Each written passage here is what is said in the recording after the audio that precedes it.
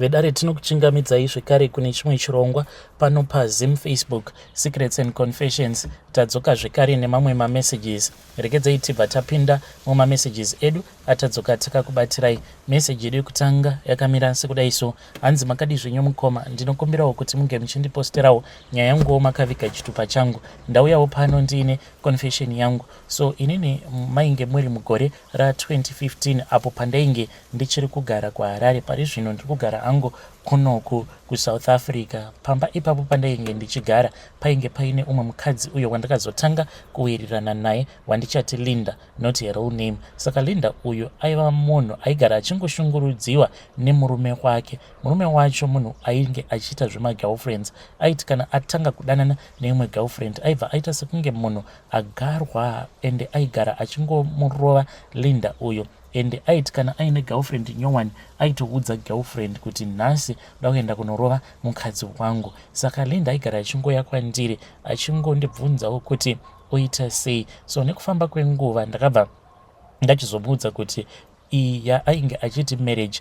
yainge isiri marriage. Nerimwe zuva akazoti arohwa nemurume ndokubva azoya kwandiri akabva ati ya zveshuwa wairevesa, this is no longer a marriage, it is far much better kuti ndinge ndichidzokera zvangu kumusha. Ndakabva ndazoti naiwe Linda, zvawakandikuudza kuti iwewe kumusha kwenyu muri vanhu vekuti hamuna kana chamuinacho, saka kana wakadzokera kumusha unenge wagona here? Zviri nani kuti ungochitsvaka kana basa remumba, because ukadzokera kumusha uchazoita desperation yekuti murume kana akakuti dzoka kunoku kuHarare nekuda kwenhamo uchadzoka.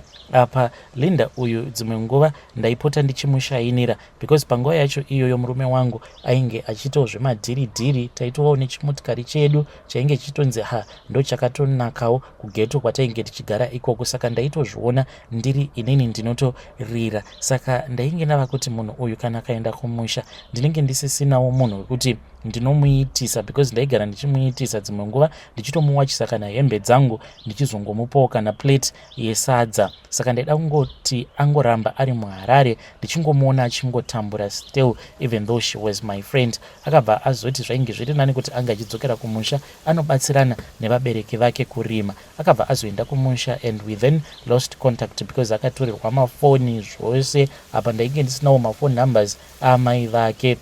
Mukomana chine rimwe zuva ndakazoti zvangu ndigere nomwe mukadzi akabva azoti iwe unozviziva here kuti Linda akaroorwa? Akabva azondiudza kuti ainge akasangana navatete vacho mutauni ndokubva azoudzwa kuti Linda ainge akaroorwa.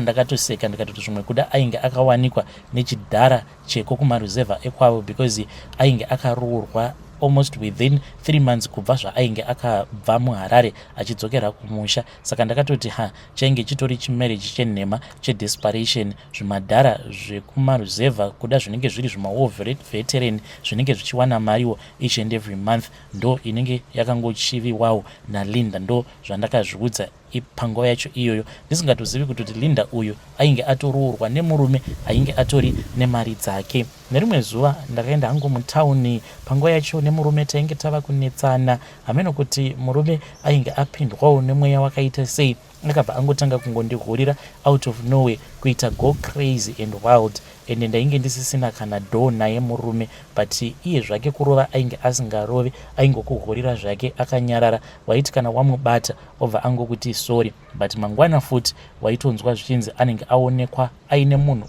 uyo waanenge akakuudza kuti ainge ava kusada kuramba achidanana naye. So I was also desperate. Apa ndainge ndiine mazistresses angu ndakanosangana naye Linda uyu mutauni. Akabva anditi naiwe ko ndiwe zvako. Saka paakanditi naiwe ndiwe zvako here, voice ndakarinzwa kuti rainge riri voice raLinda, but I never expected to see her looking that good. Ngoma ndakati ndichinomutarira ndikabva ndaona kuti Linda ainge akaita kunyura mumari, but semunhu ainge akagara achingomushora ndakabva ndazozviudza kuti inhema munhu waainge ainaye ainge ari murungu wake, ainge asiri murume wake. I felt so jealous mukoma, but ndakabva ndanyara mushure mekunge ndamuti ko ndiye murungu wako here? Akabva aseka, akabva ati no, ndivo bamuninizve, ndiye murume wangu. She then showed me her ring. Akabva azondiudza kuti vainge vakaita court wedding yavo. Zvinova zviri zvinhu zvokuti zvakabva zvazondirwadza. Ndikabva ndati Linda, une shuwa here Linda kuti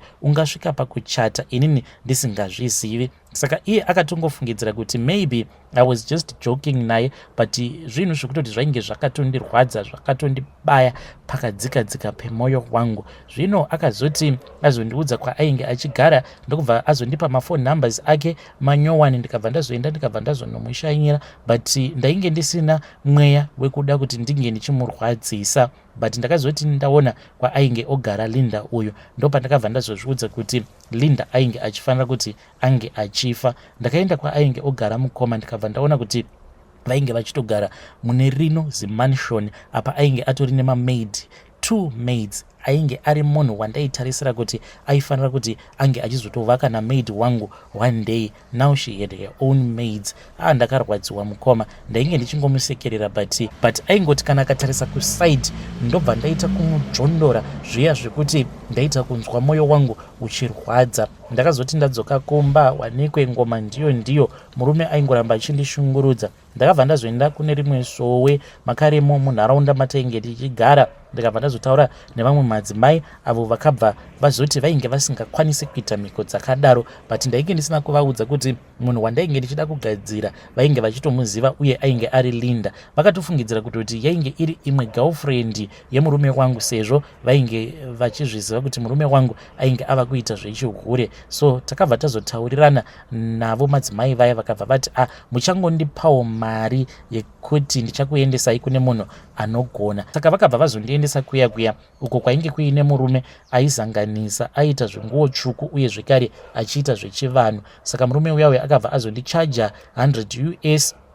Then ndikabva ndazonzi ndinge ndichizonyora zita rake Linda. Ndakabva ndazorinyora pamucheka mutsvuku ndokubva ndazopiwa tsono. Ndikabva ndazonzi mucheka iwoyo ndainge ndichifanira kuti ndinge ndichizoupeta. Mucheka uyu wainge usina kana kumbokura, ndakatoutengeserwa navo madzibaba vacho ivavo. I can say kuti maybe it was almost 1 meter. Ndokubva ndanyora zita riya, ndapedza kudaro ndikabva ndazonzi ndinge ndichiupeta, ndokubva ndazoubayirira tsono dziya. Saka ndainge ndakanyora kuti iwe Linda unofanira kuti unge uchizofa. Ndakabva ndazonzi kana ndaikwanisa kusvika pamba pegirlfriend yemurume wangu, because kana madzibaba vacho ivavo vaitofungidzira kuti munhu wandainge ndichida kuurayisa ainge ari girlfriend wemurume wangu. Ndakangogamuchira paya ndikabva ndati ndichazama kuti ndinge ndichisvikapo pamba pake madzibaba, because handina choice. Munhu uyu ari kundiparadzira marriage yangu, ari kuda kunditorera murume wangu. Vakabva vati zvakanakai. Ndakabva ndazopiwa zvekare neumwe munamato uyo wandakanzi kana ndasvika pamba panenge pachigara girlfriend yacho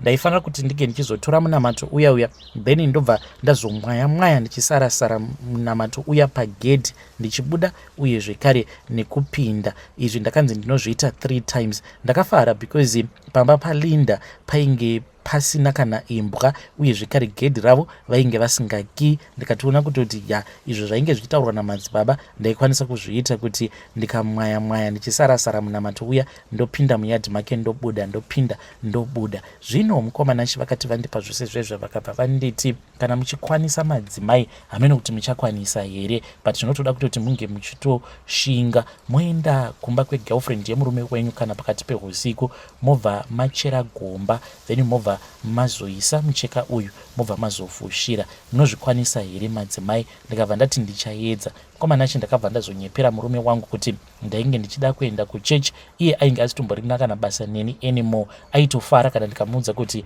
handisi kuzorara pamba, achitoziva kuti I will be going somewhere else. Zvino mukomana ndakabva ndazokwira kombi yangu ndokubva ndazoenda kuma areas uko kwainge kuchigara Linda. Ndakatomuona Linda uyu because ndainge ndakagara pamashops ndakamirira kuti kunze kunge kuchizosviba. It was somewhere kuma 5:5. Ndakamuona Linda nemusikana wake webasa vachiya kuzotenga madomasi nei hamene zvavainge vachitenga pamashops. Ndokubva ndamuhwanda because ndainge ndisingadi kuti ange achizondiona. Ndakazoti dzava kuma 10:10 ndopandakabva ndachizotanga kufamba ndichienda kwainge kuchigara Linda. Apa kwainge kwati zii, vanhu vose vainge vapinda mudzimba. Munongoziva upenyu hwekumasebhabhu. Apa ndainge ndichitya, ndiri munhu wekuti naturally ndinotya imbwa, ndichiti kukana ndikazongobudirwa nezibulldog. Mukomanachi ndakafamba paya ndichifambisa but ndichicheka ndisingadi kuzoonekwa. Ndakati ndasvika pamba pake Linda, ndakabva ndazovhura gedhi zvishoma nezvishoma, ndobva ndadongorera, ndikabva ndaona kuti it seemed as if vainge vari mudining because ndainzwa vachiita noise, vaita sekunge vainge vachiona zvavo movie. Mukomanachi ndakabva ndabuda zvekare panze pegedhi, ndokubva ndazotora munamato wangu uya ndokubva ndatanga kumwaya ndichisarasara ndichiti the next time iwe Linda pauchabuda pagedhi apa, uchabuda it's either as an emergency uchiendeswa kuchipatara. The next time pauchazodzoka pano pamba pako Linda, uchangodzoka uri mucoffin. Wazvinzwa here? Handisi kuzokutendedza kuti unge uchizodzoka panapa pamba usiri mucoffin, uchadzoka uri mucoffin. Wazvinzwa here? Ende kana kuri kunzi uchabuda not as an emergency, uchabuda uchiendeswa kumochwari, uri kundinzwa here naiwe Linda? Ndozvandainge ndakaudzwa namadzibaba vaya. Nashi ndakashandisa munamato uya 3 times ndichiti kana ndikamwaya ndopinda muyard make ndobuda, ndikamwaya ndopinda muyard make, ndichingoti 6 feet underground, you are going 6 feet my friend. Ndichitaura kudaro ndainge ndofamba zvino zvinyoronyoro, ndichifamba ndakabva ndazoenda kuseri kwemba, ndokubva ndazoona kuti painge paine foshoro yainge iripo. Ndakanyawaira mukomanachi ndichitsvaka panzvimbo pekuti ndaikwanisa kuchera gomba, ndobva ndazoisa mucheka uya ndobva ndazofushira. Ndakabva ndazoenda painge paine rimwe bed remaflowers, ndokubva ndachera ndikachera, then ndikabva ndazoviga mucheka uya ndokubva ndafushira. Ndakanyawaira zvekare zvishoma nezvishoma, ndokubva ndazofamba ndikabva ndazoenda ndikabva ndazonodzorera foshoro iyaya, ndokubva ndafamba ndichibuda gedhi. Ndakati ndabuda gedhi ndokubva ndatanga kufamba manje ndichidzokera kumashops. Ndakazoti ndasvika kumashops ndopa ndakabva ndazomuudza Linda, ndikabva ndati ndainge ndiri kumashops ekwavo but ndainge ndafunga kuti ndinge ndichizozviuraya. Ndokubva azondibvunza kuti ndainge ndiri nechepapi. Pasina kana nguva ndakabva ndatongoona murume wake asvika, akabva anditi nhai Gulezi, kuchii, what is the problem? Ndokubva ndatanga kuchema paya, ndikabva ndati ndainge ndanyanyisa kushungurudziwa nemurume, ndokusaka ndainge ndafunga kuti zvainge zviri nani kuti ndinge ndichizozviuraya. Saka murume wacho ndakabva azonditi Gulezi, pindai motikari. Ndikamboramba, akandinyengerera, ndokubva ndazopinda mumotikari. Baba ivavo vainge vaine sweet tongue, vakati vachindinyengerera kudaro ndainge ndava kutonzwa mafeelings ekuda kutoita bonde navo. Ndikati ndokusaka Linda akabvuma kuroorwa naye murume uyu because vainge vaine imwe sweet tongue yekuti yakaita kundipa confusion. Ndakabva ndazopinda mumotikari paya ndichingochema zvangu zvenhema, then Linda akabva azondipa counseling, akabva anditi kuzviuraya yainge isiri iyo solution. She was going to speak with her husband vaone kuti ndaikwanisa kuzotsvakirwa here kumwe kwokuti ndinge ndichizogara uye zvekare nekuzotsvakirwa basa. Ndikabva ndati thank you very much my friend. Mangwana acho ndakabva ndazoti zvainge zviri nani kuti ndinge ndichidzokera kumba. Apa ndainge ndichida kutotiza, ndikabva ndamuti pandainge ndakabva kumba ndainge ndiine zvimwe zvinhu zvangu zvandainge ndakasiya zvandainge ndichida kutora. Ndakazoti ndasvika kumba nemurume takabva tangonetsana, tichinetsana ndainge ndichida kuti ndinge ndichizowana mukana wekuzofonera Linda ndichimuudza kuti ndikutorambidzwa kutobuda nemurume. Ndakabva ndazomufonera ndikabva ndati panguru vako kunoku vari kutojamuka kuti ndinge ndichiuya kumba kwako. Akabva ati it is fine, kana mazogadzirisana nabamukuru, remember what I told you, we can help you. Bamunini vako vatoti izvozvizvi he is willing to find a job for you and a place to stay, even kumbonogara kumba kwemaparents avo vati zvinoita. Mukomanashi apa ndainge ndisitomborina kana basa nekuti murume wake ange achinditsvakira basa. Ndainge ndichida kuti Linda ange achizofa. The following week Linda akabva azondifonera akabva anditi shamani ndiri kurwara, I don't know if you are able to come this side. Ndikabva ndamunyepera ndikabva ndati ndainge nditori kumusha. Akangonditi dai wakasika wadzoka kuHarare, otherwise unokwanisa kuzoregreta kuti dai wakauya kuzondiona in time. Ndakabva ndafara because ndakatoona kutoti mashoko aLinda ainge achidudzira rufu rwake. Linda uyu akazoshayika mukomanashe, akangonzi one night akangotanga kungorotomoka, achingorotomoka achiita sekunge munhu ainge arohwa nezvishiri. Ukuwo murume wacho ainge aine confusion, instead yekuti ange achitsvaka help even kumaprofita I think vangadai vakamubatsira, but akabva achizotanga kunamata. Hanzi vakanamata usiku hwose, then mangwana acho makuseni hanzi kuma4 Linda ndokubva azongoshayika. Ndo mafiro akaita best friend yangu. Linda akati ashayika tiri parufu rwake ndo pandakatanga kuregreta for the first time in my life. Kana vanhu vakatoshamisika because ndakati ndakatarisa coffin rake ndakangotanga kungoridza mhere. It was because ndakatozvibvunza kuti saka Linda atofa ende ndini ndakauraya Linda. Ndokubva ndatanga kuchema, ndakaridza mhere mukomanashe, ende kana amai vaLinda naivo vakabva vatanga kuchema. Ndo zvakazonyanyisa kundirwadza izvozvo. Ndakachema for nearly 10 good minutes ndichingoridza mhere ndakatarisa coffin rake Linda. Ive dare ndo message iyo yandakatumidzirwa ichibva kuna vahanzvadzi vedu.